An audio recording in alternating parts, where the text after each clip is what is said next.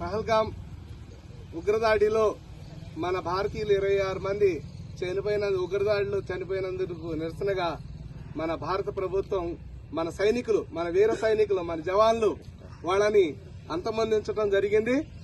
ఆ శుభ సందర్భంగా వారి వీర సైనికులందరికీ కూడా మనం ఘనమైనటువంటి అభినందనలు తెలియజేయడం కోసం మనందరం ఈ రకంగా మనం ఈ కార్యక్రమాన్ని ఏర్పాటు చేసుకోవడం జరిగింది.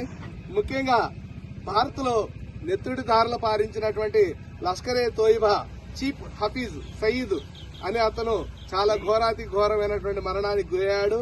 ఎందుకంటే మన సైన్యం, భారత సైన్యం జరిపిన దాడుల్లో హఫీజ్ సయాద్ హతమైనట్లు అందరికీ తెలిసిన విషయమే. ఇది ముఖ్యంగా సింధూర్ ఆపరేషన్, ఇది సైనికుల ఆపరేషన్ 100% సక్సెస్ఫుల్. దీనికి సంబరాలు చేసుకునే విధంగా ఈ కార్యక్రమాన్ని ఏర్పాటు చేసినటువంటి మన మజ్లిస్ మెంబర్స్ అసోసియేషన్ అధ్యక్షులు వారు శ్రీ జంగా నరసింహారెడ్డి గారికి, అలాగే మన ప్రధాన కార్యదర్శి చుక్కా రాంబాబు గారికి, అలాగే ఉపాధ్యక్షులు సత్యనారాయణ గారికి, అట్లనే మన కమిటీలో ఉన్నటువంటి సభ్యులందరూ ప్రోత్సాహంతో ఈ కార్యక్రమం జరపడం అనేది చాలా ఆనందించదగినటువంటి విషయం.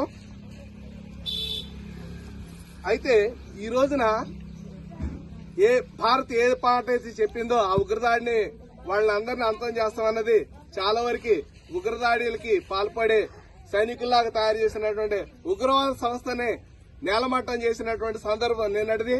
ఇది భారత చరిత్రలో గోల్డెన్ అక్షరాలతో లిఖించబడినటువంటి అంశం. మరి సింధూర్ ఆపరేషన్ కి జై జై జవాన్, జై జవాన్, జై జవాన్.